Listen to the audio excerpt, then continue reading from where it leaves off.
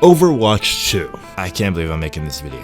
I have been hating on Overwatch for like 2+ years, okay? I have not only been praying, but I've also been anticipating Overwatch's downfall. And you know, they changed a lot of moving parts around. I mean, right now it's free. Literally, the game's gonna be completely free to play. Oh yeah, they announced a new hero too, Junker Queen, and she's actually pretty dope. But aside from all the other bullshit, the base gameplay of Overwatch 2, it could be worse. It could be worse. And I'll pleasantly admit that I was wrong about some of the things I was worried about. I'm literally saying I was wrong. Now, don't get me wrong.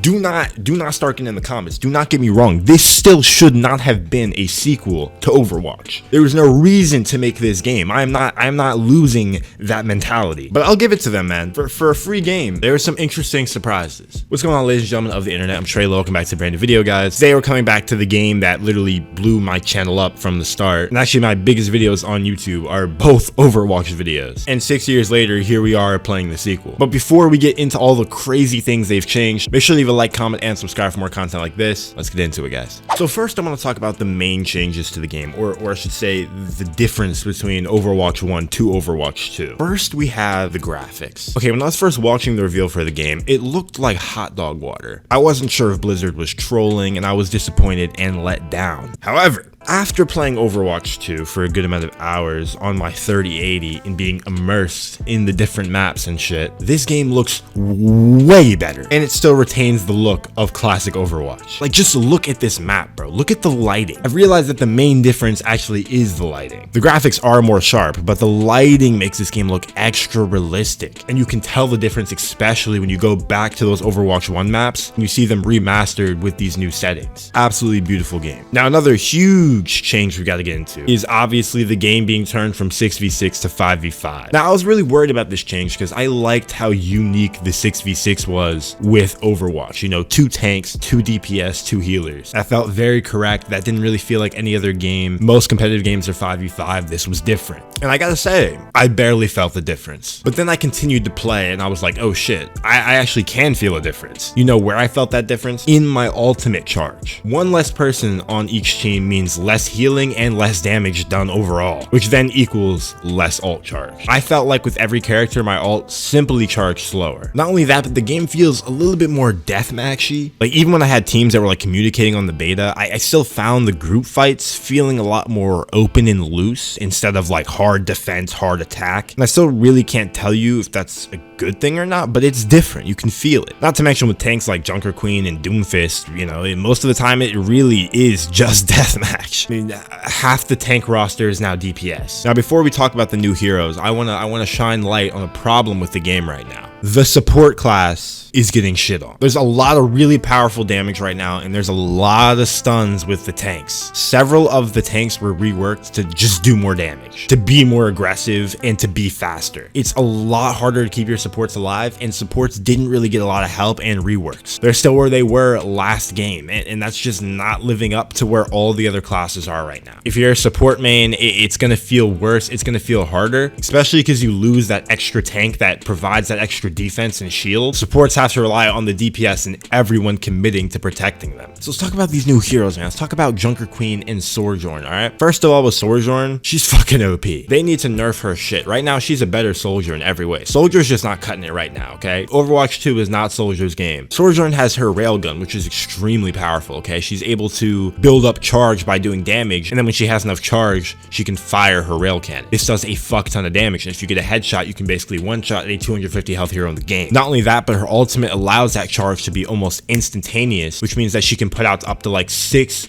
of those railgun shots immediately. And that is almost unstoppable if you don't have shields in front of you. She's a really fun character. I do find her kit a little bit basic, but it's never really a bad thing to get one of those starter heroes. But Blizzard's gonna have to, you know, loop back around to her balance in a couple days here. Junker Queen is the best hero that's been added to Overwatch in a while. Better than Wrecking Ball, better than Echo, better than Sojourn. She is a really fun and mechanical hero. I love her kit. My favorite ability of hers is obviously her sword throw, where she throws a sword into you, and if it sticks into you, she can call it back, which kind of brings you to her. It's basically Roadhog's hook, but with more steps. And she's just a tank, man. I feel like when people really start getting good at her, we're gonna see her potential. Her ultimate is super fun to use, even though I do feel like it's kind of weak. But in team fights, it does make a difference, I guess. Personally, the only problem I have with the character is her shotgun. Her shotgun is cool, but it just feels very weak. Not only weak, but it just doesn't feel like it has impact. I don't know. I really don't like her primary fire. That's really the main way she has of outputting damage. So overall, Junker Queen's a great addition to the game though, and I hope the next hero they add is just as high quality. Like Baptiste, bro, no offense, but that nigga is weak as fuck. All right, so now let's talk about some of the hero reworks. I'm not gonna go over all the hero reworks, but I'm gonna go over the main ones that are important. Doomfist is a fucking menace right now. He's fast as shit. He doesn't do that much damage, but he's annoying as hell. He can stun you. It's very overwhelming to deal with a good Doomfist right now. However, I still think they butchered his character. Like I said, I miss the entire kit being an attack damage kit. Whatever, it's over now. He's kind of cool. Orisa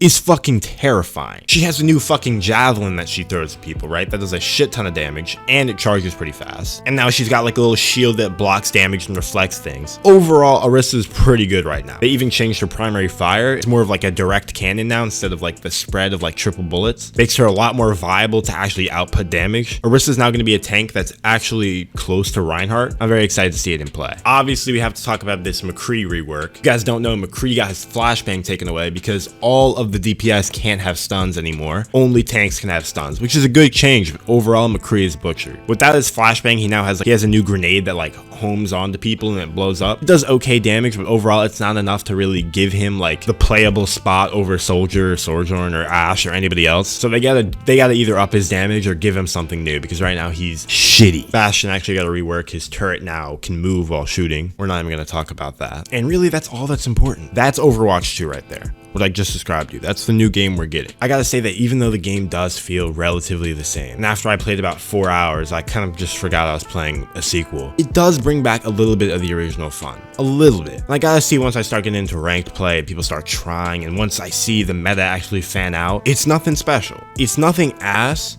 but it's nothing special. If they can give us 2 more heroes by launch, 2 more, another 3 maps or so, and some good balance changes to the heroes, the game could be fun for a little bit again. How long, I don't know, but it could be fun for a little bit again, and people will go back and you can get the Overwatch competitive experience again. I'm gonna have to go play more. I want to keep growing my opinions, so I'm gonna go do that right now. I hope you guys enjoyed this video. If you did, make sure you leave a like, comment, and subscribe for more content like this. As always, guys, I'm Treyllo. I'll see you in the next one. Peace out.